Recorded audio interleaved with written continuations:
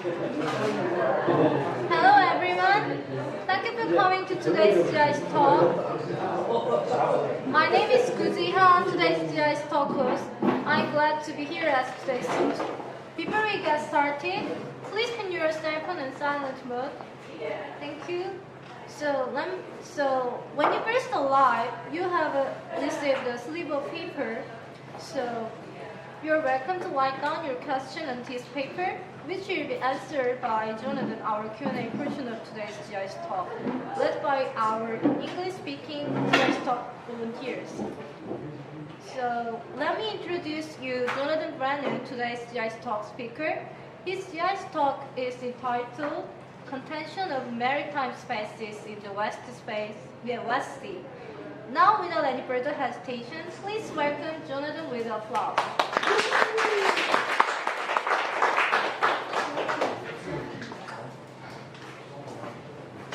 Thank you. Hi everyone. How you doing today? I'm got in from Hawaii at like 2 o'clock in the morning, so please excuse me if I stumble. My English isn't so good anymore. All right. Well, today's presentation, and thank you to the GIC for welcoming me back for I think about the 7th time in 10 years. So it means that I'm always welcome here. I don't wear out my welcome like I do in some other places.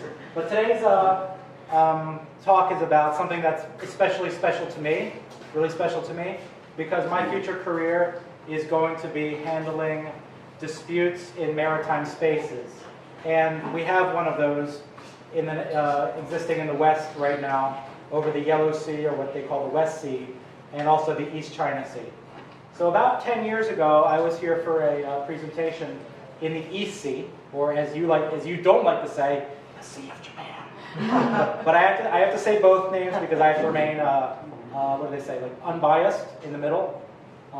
And this one is going to be on the other side of Korea. So contention of the maritime spaces in the West Sea, Yellow Sea, and the East China Sea.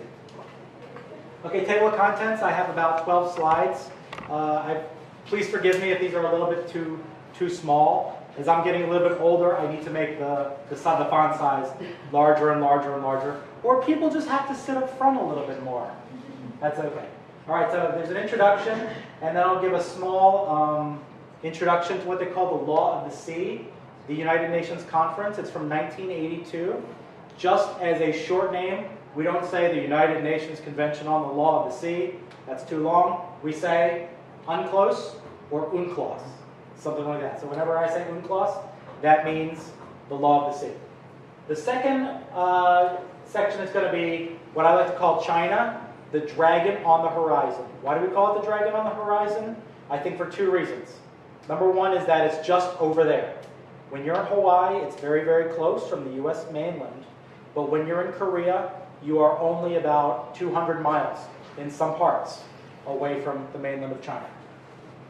The second reason why, because some people say that China will be the next superpower, or some people already say that it has superseded the United States as the world's #1 superpower. Both are subject to contention, but I like to say that China is still a dragon on the horizon. It's still rising, and it is expected to be a full player in world events in the next 50, 100, 200, 300 years. The next section is going to be, in that section, we talk about the East China Sea, the South China Sea a little bit, on what's going on in those sections of the world right now. After that, we're going to have a section on maritime claims in the West Sea, or the Yellow Sea, and the East China Sea. We're going to look at China's claims, we're going to look at Korea's claims, and especially degrees of overlap, because it's the overlap that causes the international disputes.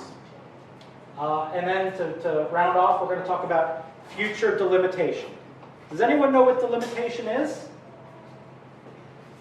All hands on the floor. Good. That's why you're here. This is lesson number 1. Delimitation is drawing little lines in the ocean to determine whose space is whose. So if you have the Pacific Ocean or whatever, and you have 2 states, side 1 gets this side, side 2 gets that side. Very, very easy to determine, yes? Absolutely not. 40 years ago, we did not know there was so much oil, natural gas, and minerals in the seabed. And every single mile that the line goes in any direction is $10 to $20 million. That's a lot of money. So there's huge contention for these maritime spaces. And lastly, maybe joint cooperation? Maybe degree of overlap? We'll find out. Okay. Introduction. An introduction to me. I said I've been given 30 minutes, so I'm going to speed it up a little bit. Places I've lived. I'm originally from New Jersey. I lived in Virginia. And I've also done a master's degree in England. I've lived in Korea, Seoul, Yeosu, and Gwangju for 12 years, between 2002 and 2014. This is my first time coming back to Korea, so it's nice to be back. It's like going back home, and it truly was. It feels like I'm home again, so thank you very much for welcoming me back. And now, for the last 2 years, I've been enrolled in law school in Hawaii. And then my next question is, why Hawaii? Is it the climate? Is it the cost? Is it the ease? The answer is yes, yes, and yes, a little bit, but mostly it's because of the law school. The law school in Hawaii is one of the 3 or 4 law schools in the United States that focus especially on international law of the oceans and admiralty and maritime law. Lesson number 2 today. International law and admiralty and maritime law are completely different areas of law. International law at the public side means that states are the actors, the way states behave. So for example, if there is a contention between the United States and Canada, those are the states who are contending. It is not the private individuals or the companies that are having a dispute. Okay? So international law at the public level is state actors, and admiralty and maritime law is shipping law. So this is not public, this is private. These are contracts. These are problems with your ship. Your container falls off your ship in the middle of the ocean. Who pays for that? Well, that's a private law subject. We're not going to get into that today. Maybe the next time I'm here in about 2 years, I'll get into admiralty and maritime law. But today it's going to be public international law. Okay? So what is UNCLOS? UNCLOS is a treaty from 1982 that governs oceans and maritime space. We call it the Constitution of the Oceans. What is the Constitution of the Oceans? It means that this convention is the single most important treaty that exists for ocean spaces, international environmental law of the oceans, and most of the public aspects of determining who gets what maritime zones.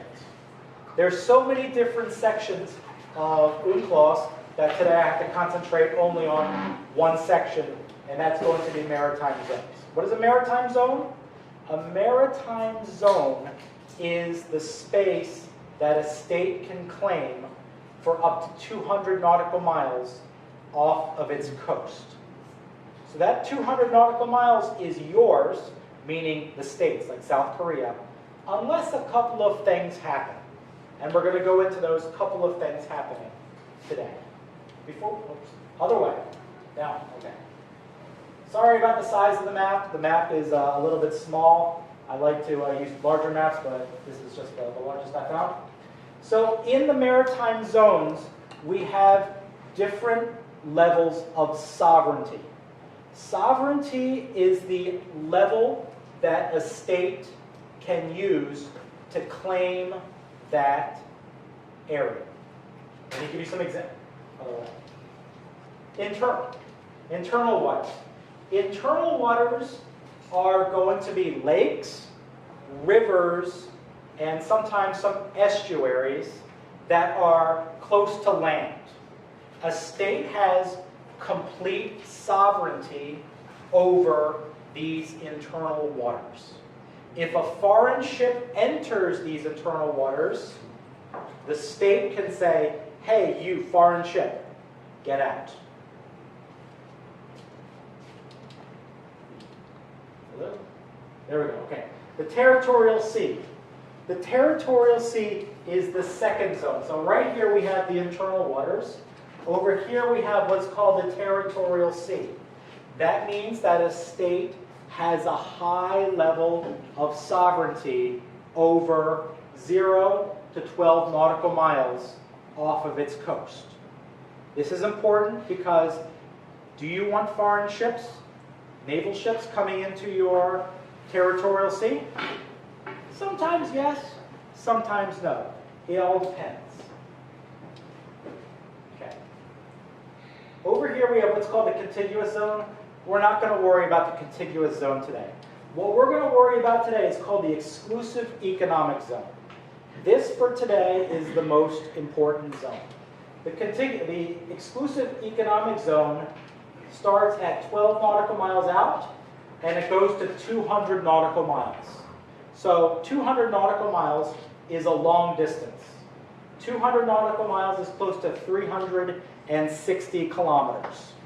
So 360 kilometers is longer than the distance from Gwangju to Seoul by land.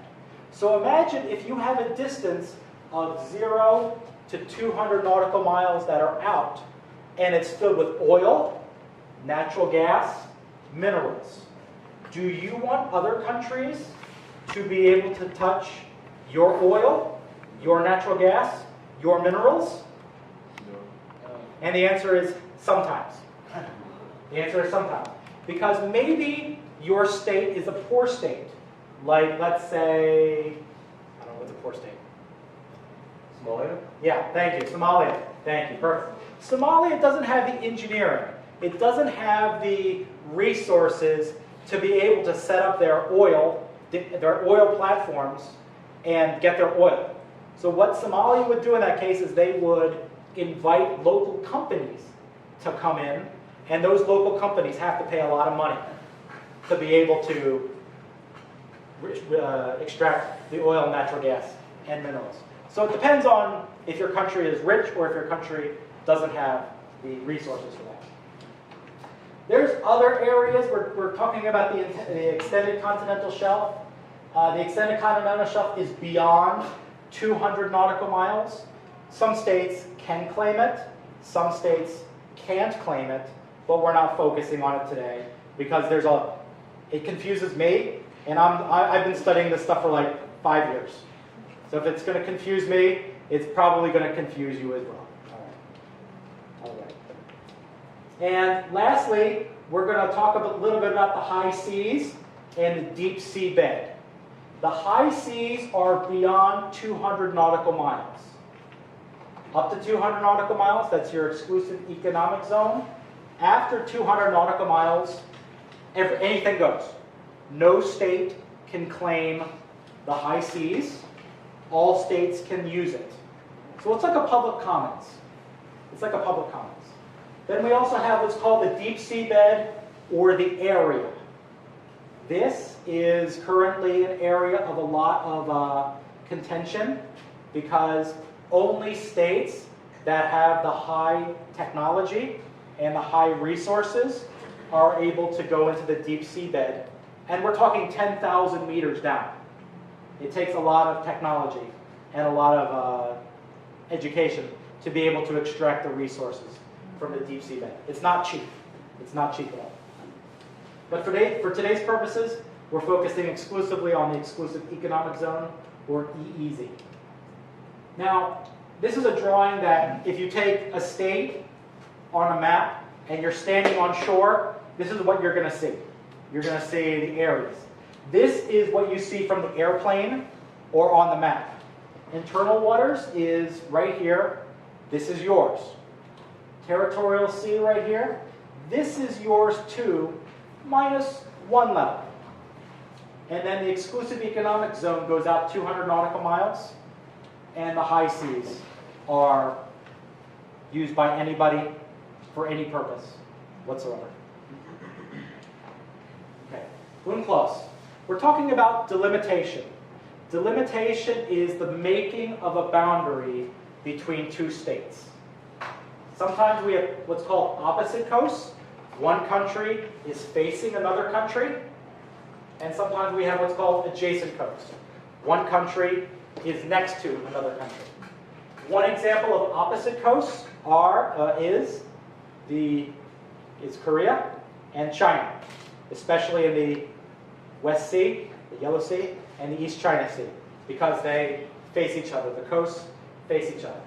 An example of adjacent coastlines are going to be something like North Korea and South Korea, where there's a lot of contention itself, because the boundaries are next to each other.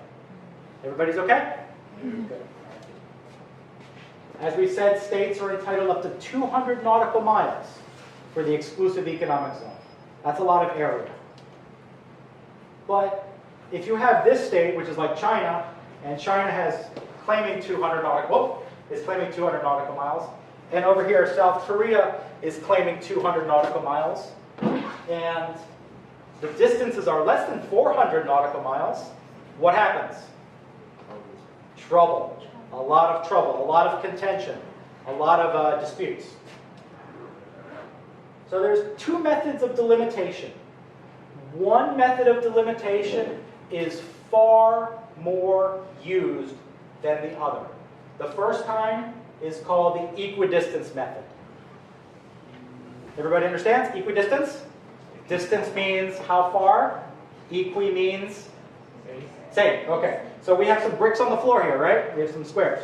So if China's right here, it can claim 2 squares. If Korea is right here, it can claim 2 squares. It's the same distance. Each side gets 2 squares. Okay? But it's not that easy. It's law after all. There are so many different things that can happen that can make it so much more difficult. The other kind is natural prolongation. We'll talk about that a little bit later. It's very confusing. But for right now, imagine this is China and this is Korea, right? You just measure the distance between the closest points and you divide by 2. That's easy, right? Yeah, it's relatively easy. But there's some other factors in there. So this is what happens when the coast, you draw circles to make sure that you can split the line in half. This is almost a perfect situation where you just take the 2 closest points and you just continually draw a line for the midpoint. Now, sometimes there's these little things called islands in the middle. And islands can really, really disturb an equidistance. Why? Because you're not measuring from the coast. No, no, no. You're not measuring from the coast. You're measuring from the coast of the island. So if you have an island right here, and it belongs to state A, you're not measuring from state A, you're measuring from right here. That means that you can have much, much, much more space. And more space means more money, more oil, more gas, more resources, more fish. That's a good thing, yes? Yes. Okay. That's equidistance. There's a couple of things we're going to get into in a few minutes on that. Sometimes the maritime zones follow the general direction of the coastline, and as we've said, islands, islets, and sandbars can really make the thing more complex. One of these things is going to be Dokdo in the East Sea. If Dokdo belongs to Japan, which we know it doesn't, what happens? Japan gets more land, more water area. But if it belongs to Korea, which we know it does, Korea gets more water, more surface area, like that. Okay, islands, as we said, can really make the thing more difficult. This is a case from 2009 between, don't pay attention to Ukraine, that's Ukraine right there. Ukraine goes around like this, and Romania is right there, okay? This is called Serpent's Island. Serpent's Island is about the size of Dokdo, and it can really make the delimitation quite complex. The red is going to be Romania's claim, and the island belongs to Romania. Serpent's Island belongs to Romania. So Romania claims this red line, whereas Ukraine claims this blue line. What did the court say? The court said that it's going to be right in the middle. You draw the line from the island. The island is important. And this is what Serpent Island looks like. It's about the same size as Dokdo. So Dokdo Island, something like that, has a huge influence on maritime delimitation. Okay. China, as we've said, is the dragon on the horizon. They are a very impressive country. They are a new country. We welcome them to the international community, absolutely. But we also say that they have to play by the rules. Okay. What we see right here is the Yellow Sea, or East China, the West Sea, and down here is the East China Sea. Each of these areas hasn't been delimited yet. There's no delimitation yet. That's what we're going to get to. Okay. One of the most important lessons in law school has been from a class. It's such an easy question, but you wouldn't know it. For those of you who can't read in the back, it says, what's really going on? Okay? Let me write that on the board. That's lesson number 2 today. Very, very, very important lesson.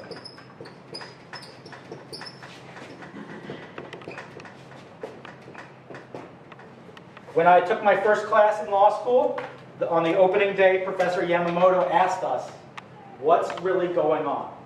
So in any kind of event which has such important value, you have to look at the context of what is behind what's on the surface. You have to really dig deep to know the political, the economic, the social influences to ask what's really going on.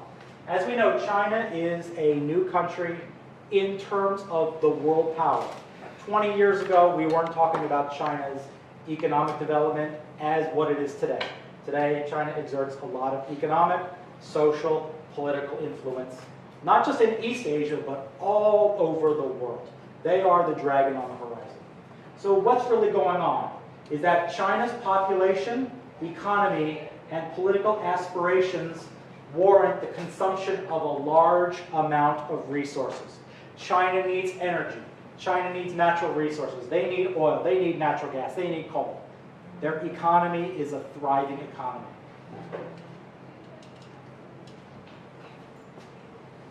As a superpower in the making, China is in a political position to exert its influence in East Asia and around the world. Absolutely. They are welcome to do that. Most countries do that. But, as in the UNCLOS regime, China is restricted by geography. China's geography is not helping it. It is a barrier. It is not a helper. What do we mean by China's geography? We're talking about China being able to go 200 nautical miles out to claim exclusive economic zone space. Can they claim 200 nautical miles? Not likely. We got Japan right here. We got South Korea right here. We got the Ryukyu Islands right here. We got Taiwan right here. China is handcuffed in its maritime claims. The most important foundation principle of UNCLOS is that land dominates the sea. Land dominates the sea. This is one of the most important things from one of the cases. We'll get that in a bit. This means that various geographical factors aid or hinders a state to ocean's resources. Keep that in mind because this slide is going to be the most important slide of this presentation. Various states have exclusive, not all states, but most states claim an exclusive economic zone. Some states are population giants. India, United States, Indonesia, Brazil. Some states are geographically very, very large. Canada, Russia, Australia. Okay, the USA's exclusive economic zone is 11.3 square kilometers. All of this space. Is that pretty good? Yeah, it's either the world's largest or world's second largest. USA is doing okay. Our exclusive economic zone is just fine. We get Arctic, we get Pacific, we get South Pacific, we get Atlantic. We're doing fine. Russia has something like the second or the third largest exclusive economic zone in the world. It has especially its Arctic territory and its Pacific territory. Just think of the amount of oil, natural gas, and resources in this area. It's doing just fine.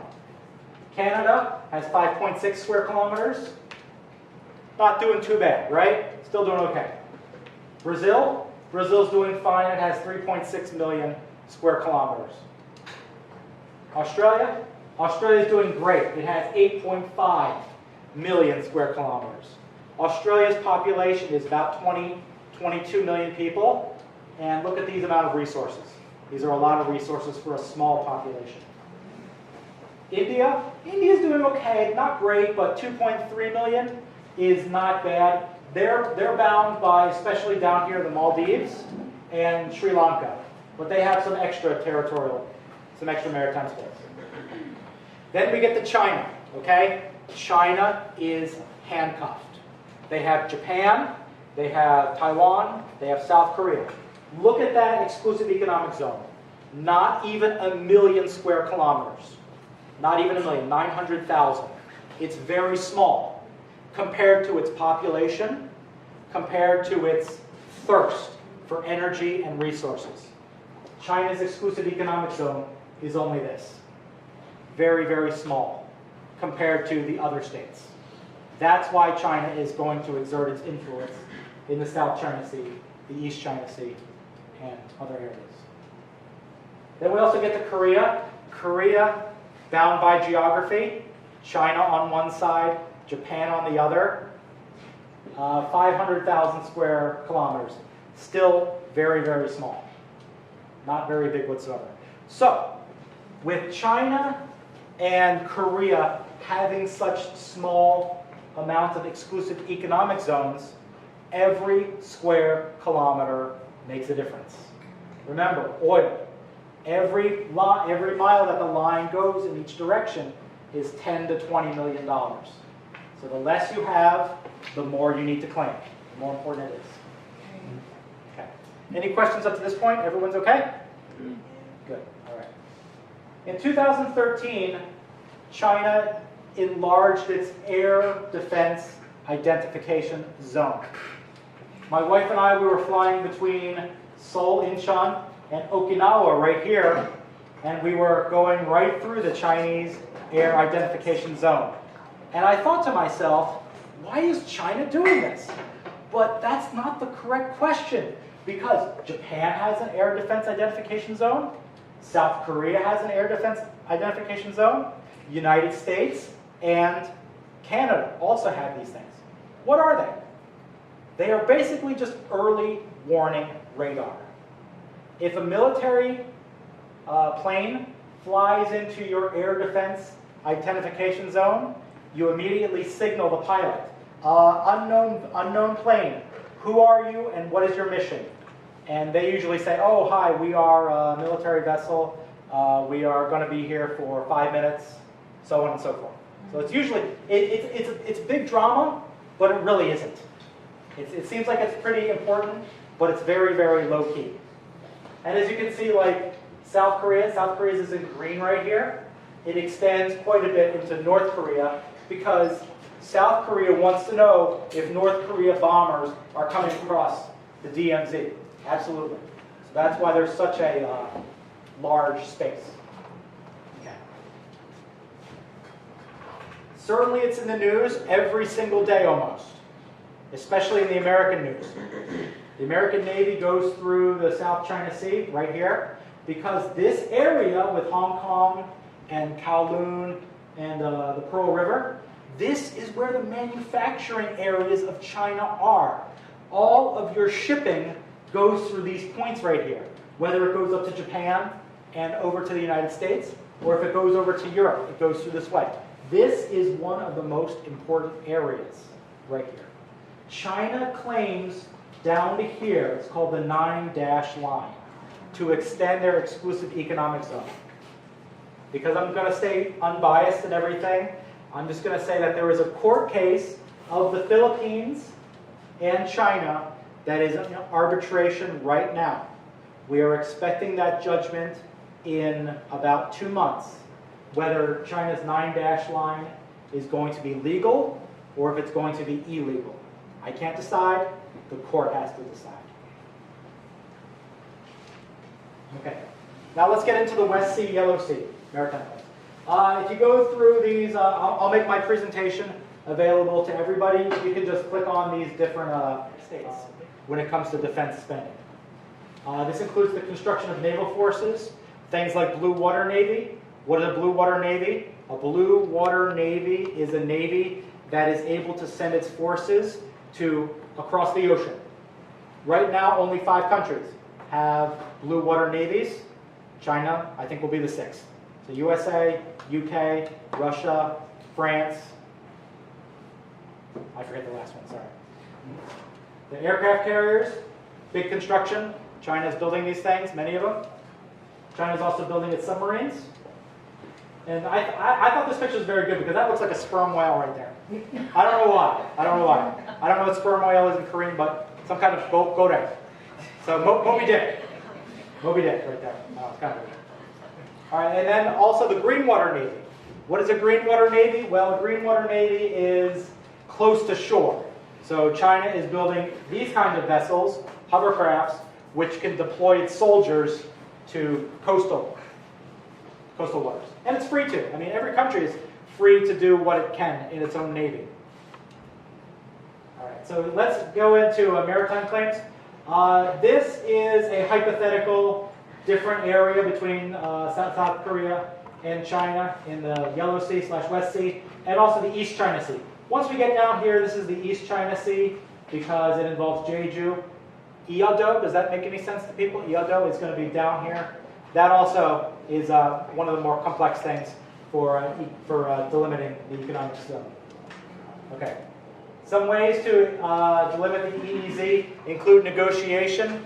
Negotiation is China on one side, South Korea on another. They talk and they talk and they talk, and they decide to draw the line. Mediation. Mediation is the same thing, but there's an unbiased person in the middle that says, hey, let's do this, let's do that. They try to make an agreement. These are not courts. This is international law right here, but this is outside of courts. The courts are involved in arbitration and litigation. Litigation means that a party goes before the court and they say, hi, this is my territory because A, B, and C. And the other side says, no, this is not your territory, this is my territory, X, Y, and Z. We're getting the equidistance here, so sorry, let's get an equidistance. Here I just measured out a couple of lines between various areas of South Korea and China. So as I've said before, the distance between Incheon and this point on Shandong Peninsula, Qingdao is going to be down here. This is only 215 miles. That's only 344 kilometers. So something in the middle is going to be like 107 miles. So 160 kilometers, I think. It's not a long distance. It's not a long distance between the two. So in equidistance, you take point A, point B, what's the distance, and you divide by 2. Okay? Yeah. So the next one is going to be, you take the next closest, it should be right here, but I don't have time for that. We're going to go down here, and it's like right here, right in the middle. So you draw this line to that line right there. The third one is you join Hamkyong to this point right here, and it's like right here, so you just continue drawing the line down the center. Hamkyong down to right north of Shanghai, it's going to be right here, and then the last point is going to be right here, sorry, the second to last point, and then right here is the second to last point. So basically, equidistance, you just draw the line at 2 areas, and you just go in the middle, and you just keep drawing the line to make one side or the other side. Okay? We're not going to worry about relevant circumstances. We'll talk about that later. Okay? Now, China doesn't claim equidistance. China claims natural prolongation. There's 2 systems to use. 90% use equidistance, but 10% of the world use natural prolongation. What is natural prolongation? Imagine you have a country right here. So this is country X, and this is country, oh, that's country X as well. Country Y, okay. There's the ocean in between the two, okay? The ocean goes like this sometimes, okay? So this is the ocean, and that's the seabed. This is going to be equidistance, but natural prolongation means that a state may be able to say that the natural prolongation of the seabed goes to this point, right here. The seabed is different than the equidistance method. The ocean floor, I don't know if you can see it too well, but the ocean floor, especially in the Japanese area, means that there's this area, there's a submarine area, and then it just comes up a little bit and goes down. And that's going to be like right here, very, very close to Okinawa. That's why China claims more than, whoops, sorry about that, more than its 200 nautical miles. This blue line right here is going to be Japan's exclusive economic zone, which is 200 nautical miles right here. This red dashed line right here is going to be China's claim of an exclusive economic zone, not based on equidistance, based on natural prolongation, because the ocean goes down, down, down, down, down, down, down, down, down, and then down, down, down, down, down, and then it starts to go up, right? So why claim equidistance when it can claim over here and there's that much more maritime space? Is everyone okay with that? Okay. If you have questions, I know natural prolongation is a bit confusing. It's confusing for me, but if we have questions, we can talk about natural prolongation a little bit later. About 3 more slides, I think. Okay? Now, you want to go to court, right? Everyone wants to go to court. The ICJ. Everyone wants to go because that is where you make some good decisions. Absolutely not. The ICJ's decisions sometimes are very, very complex and very perplexing for its states. It means we don't know, we don't understand why it got to be the way it did. And some are called what we call funky results. Okay, this is Atlantic Canada right here. This is Newfoundland. Right off of Newfoundland, there are 2 small islands, maybe a little bit more, that belong to France. These are called Saint Pierre and Miquelon. I'll give you the PowerPoint you can see. Saint Pierre and Miquelon are right here. Nova Scotia is right there. Newfoundland is right here. So this is the boundary that an international court made maybe 25 years ago. That certainly there's going to be equidistance right here, but Saint Pierre and Miquelon is able to claim 200 nautical miles of this strip altogether. So this water right here belongs to France. This is France's exclusive economic zone. Canada is a giant country, but it doesn't get this zone. So this result, nobody thought it was going to be logical. This is a totally illogical result. Many, many people are very surprised about that delimitation. Another reason not to go to arbitration or to litigation is because when you are in negotiation, China here, South Korea there, the power is not with the court. The power is with the parties to negotiate a result that they want, that they would want. Okay, very, very important. Litigation in a court, the court decides based on evidence. Negotiation, the parties, China and South Korea, decide what is a more beneficial resolution. And then creative solutions will work. Creative solutions, yeah, let me go into creative solutions. Creative solutions means that when you go to a court, all the court is going to do is decide this is the boundary. We don't have to tell you why. Okay? Yeah. When you get into creative solutions, negotiation, mediation, well, you know, this is good, but you know, Canada, you can fish here. You can fish here. Okay? That's fine. You can catch fish X, Y, and Z. Okay? But you can't catch fish Y, Z, and X, for example. So they can come up with more creative solutions negotiating than with a court. Oops. Sorry about that. Wait, where are we? Okay, thank you. So I'm in your hand. I think that might have been my last slide, so There's just one more slide for like information. Sorry, I was pushing the wrong button. It's going to be like the second to last slide, I think. How embarrassing, and this is all on film. when you're in the English classroom, you just got to roll with it. You know, don't be embarrassed. This happens to everybody. And those distances are very true. 150 miles, 200 nautical miles, 200 miles between South Korea and China. I didn't think it was so close. Okay, I got it. Okay, creative solutions. Okay, thank you very much. If you have any questions about delimitation, law of the sea, different things, these are my degrees. I have 5 degrees, so either I'm very, very smart, or I'm very, very indecisive. And I think I'm very indecisive. Sources right here. And thank you very much. It's been a pleasure, okay? Thank you. My name is Rebecca, and I am now beginning today's question and answer portion of the GIC talk. Thank you again, Jonathan. For those who might have come in after the talk began, we'd like to take this opportunity to remind you to please make sure your cell phones are switched off or switched on to silent mode, please. Thank you. If you did not get a piece of paper, a small piece of white paper when you walked in, please raise your hand and one of our volunteers will provide you with one. When you have written down your question, please hand it to one of our volunteers, who will in turn bring it up to me, and I will address the question to the speaker.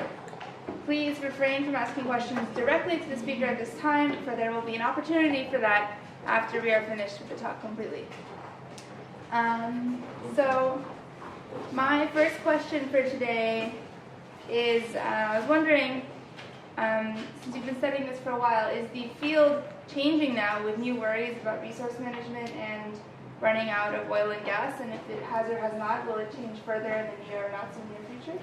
The market right now is that oil is going to be very important for the next 20 years. But we're also creating new resources, especially with electricity and green energy. So the field is still looking for oil and natural gas, especially because I think it's, don't quote me on this, but I think it's the United States' policy to use foreign oil before it uses domestic oil. We want to save that oil for a rainy day. And there may be a rainy day in the future. But not just oil, natural gas, and minerals. One of the most important aspects is going to be, especially with fish. Fish is a resource. Yes, fish are resources. The fishing in the ocean is almost at the point of collapse. There needs to be more unity between states, especially at such a multinational level, and especially in the high seas, to be able to manage fishery resources.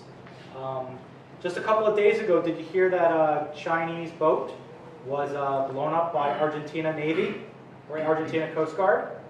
That was quote-unquote illegally fishing in Argentinian waters. So there's a lot of illegal fishing that's out there. We point the finger at China because they're like the most culpable, but there are other states. There are many, many other states that illegally fish. So not just oil, but like fishing is an important section of the environment that should be able to be managed more successfully. And that's my interest in law school. And one of my interests in going to law school was to do the international environmental law and bring the amount of fish back up from collapse. Cool, that's really interesting. Thank you. You mentioned a lot about the contention between South Korea and China. Is there similar contention, I was wondering, between North Korea and China? That's a little bit beyond my research scope, but I think that there would be, because even the best of friends, United States and Canada, we've gone to the ICJ versus Canada in the Gulf of Maine. So one state is always going to be against another state when it comes to maritime space, because you don't know what resources are out there right now. For example, when Alaska was bought from Russia 150 years ago, you didn't know there was gold there. You didn't know there was oil there. You didn't know there was stuff there. So when the United States bought Alaska, boy, did we get a good deal. But you don't know what's in the oceans right now. Today's resources are not tomorrow's opportunities. Tomorrow's opportunities are in the minds of the young people in this room, especially with the green energy. The waves, wave energy, current energy. These are all green energies that the young people of today are really thinking about. So tiny, I have a question from the audience. Tiny islets like Dokdo, I don't know how to pronounce this. Serpent's Island. Serpent's Island, The okay. one before, Serpent's Island. Yeah. Okay. Serpent's Islands can claim. Oh, yeah, Diaoyu. Diaoyu. Yeah, okay. Yeah. Diaoyu and Serpent's Island can claim maritime space vastly disproportionate to their size and population. Article- Is there actually debate? Oh, sorry. Sorry. This is my legal education right there. Article 121 of UNCLOS.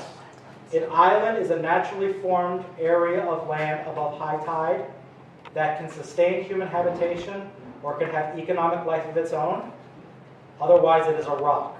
Now, what does that mean? I don't know. No. It means that if an island can support human habitation, there's water, there's land that can support farming, there's industry on the island, and then there's rocks. Something that like sticks up out of the water like this, like 10 feet across. It can generate a territorial sea. It can have 12 nautical miles around it, yes, but it can't have 200. Territorial sea, yes. Exclusive economic zone, no.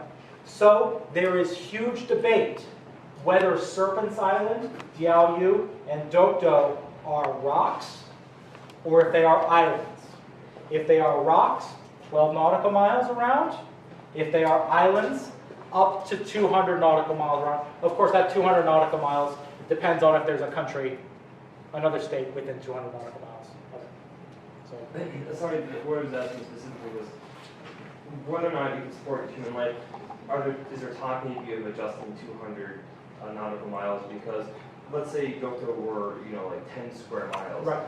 That still seems you could argue is very disproportionate for 200 nautical miles in every direction, whereas the coastline of the USA gets 200 miles as well. Like, why does LA get the same amount of 200 miles as like a 10 square mile island?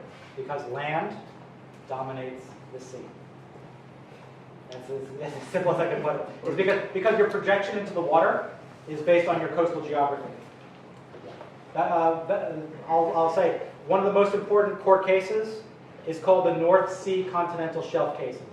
It's between Denmark, Germany, and the Netherlands. It's from 1969. It was probably the first international ICJ case having to deal with maritime delimitation. And they came up with all these principles because it was such an important and such a groundbreaking case. So land dominates the sea. That's, I guess, the most important thing. Thank you. With regard to the contention between South Korea and China that you were talking about, two-part question. What do you believe is the best solution to the issue, and if you had to make a prediction for how it will turn out and on what time scale, how things will develop in this region? Sure, okay, sure. So number one is going to be either mediation or negotiation. Because when you go to the International Court of Justice, they have a pattern that they can rule on, but the power is outside of the parties' hands. When the power is in the parties' hands, they can agree or disagree or come up with these creative solutions, I would say. Second part of the question had to do with? How do you predict and on what time scale do you think things will develop in this region? 20, 25 years. I think that with South Korea using the equidistance formula and China is using the natural prolongation formula, there is a significant shift away from natural prolongation. Natural prolongation sort of had its heyday in the 1970s, but for the last 40 years it's really been on the decline, and the equidistance formula has really become the standard at which maritime spaces are delimited. So I think it would be an equidistance method with a couple of, how should we say, ways to spice up the deal between China and South Korea. I think it is possible, absolutely. It's possible to do delimitation between the best of friends or the worst of enemies.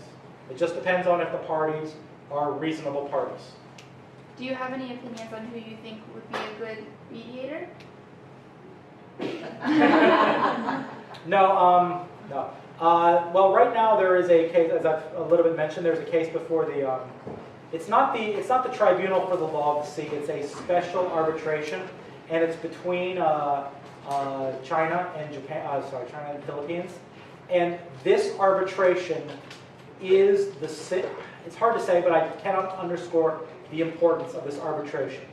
This arbitration is very important because if China continues to just like push, and they're going to receive pushback. So China is sort of upsetting the balance of international law, but we have to tread carefully because China is such an important player on the world stage as well. Sort of going back, I guess, to almost related to the islands and what counts in determining water rights, do current eroding shores play any factor these days? Yes and no. There's a couple of articles in the UNCLOS regime which state that a coast may change. So it's entirely possible with an unstable coast you get less land because it erodes into the sea. Conversely, Hawaii is a very, very interesting area because it is adding territory because of the volcano. The volcano has been erupting for 30 years. So the land, the charts from 1983 and the charts from 2016 are very, very, very different. Very different. And you want to use, actually you as a state. The state wants to use the charts that give them the most maritime space. You don't want to claim 100 nautical miles when you can claim 200. Because as I've said, tomorrow's opportunities are in the resources that you don't know about.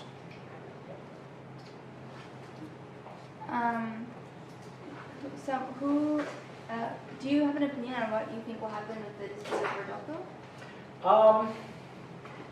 I do, and I think that DOCO, my personal opinion doesn't matter, but I will put in my 2 cents is that DOCO is firmly Korean territory, absolutely, but based on a couple of theories, most people support that it is a rock and not an island.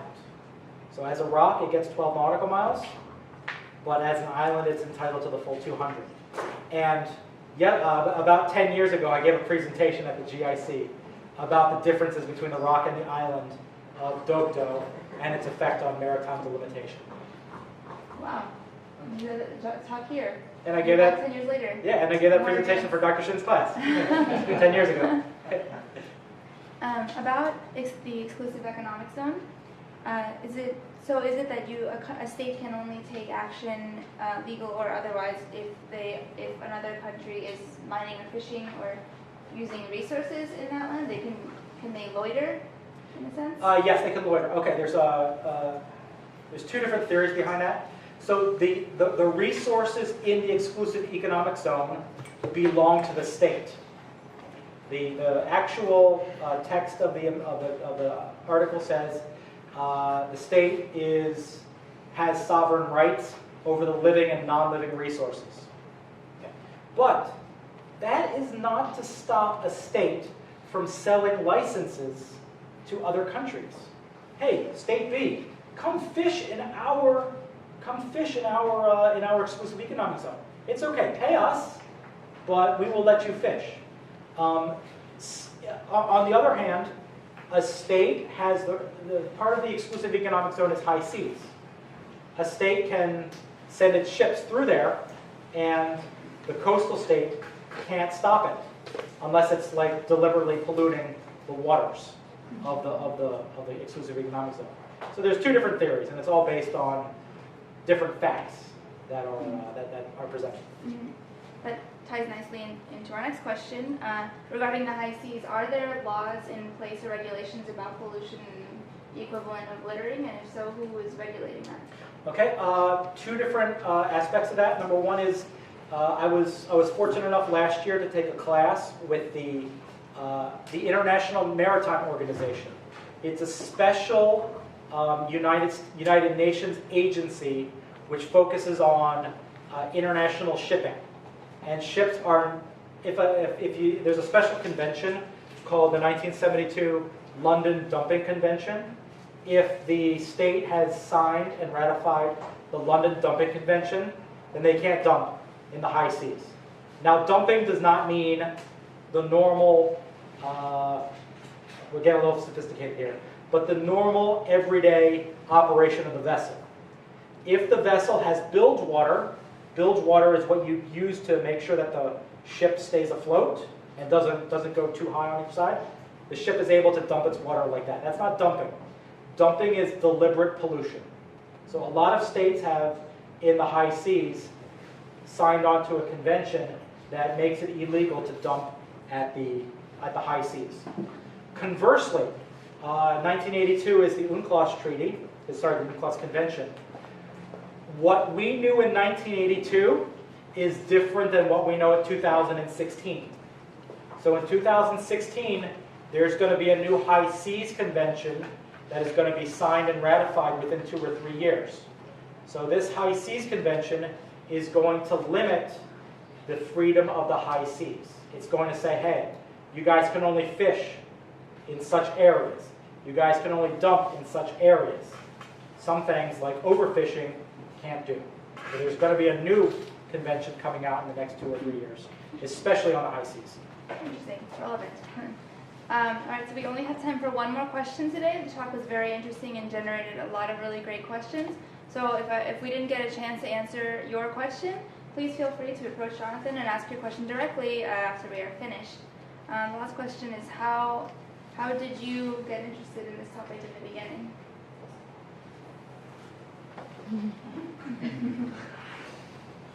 After Virginia Tech, which was my undergraduate institution, I had no idea what I wanted to do in life. I still kind of have no idea what I want to do in life. I'm just kind of going where the winds take me. So I went to University of Durham, which is in England, and in the master's program there, I was sort of, I would say, introduced to the law of the sea. I love geography, and I love law, which is kind of crazy because those two fields are so unrelated, except when it comes to like the drawing of baselines, the drawing of delimitation. You use maps to the equidistance formula. So it's the fusion of geography and law. So on a closing note, I would say that, you know, if you're comfortable doing something in life, turn it into something that you are able to do so that you can, you know, use it to support your, you know, dreams. I love geography, but I also love law. And these two fields, which seem so distant, can be, you know, fused into an interesting way. And ever since 2001, when I graduated from Durham, it's my dream to, you know, contribute to society, especially with so many different disputes going on in the oceans. If I have time for one more thing. Only about half of the world's maritime boundaries has been delimited. So there is need to delimit between so many more countries. And more countries means more delimitation, and more delimitation means more money for me. I hope. All right, everybody, that's all the time we have for the Q&A portion of the talk. So let's give Jonathan another big round of applause for answering our questions.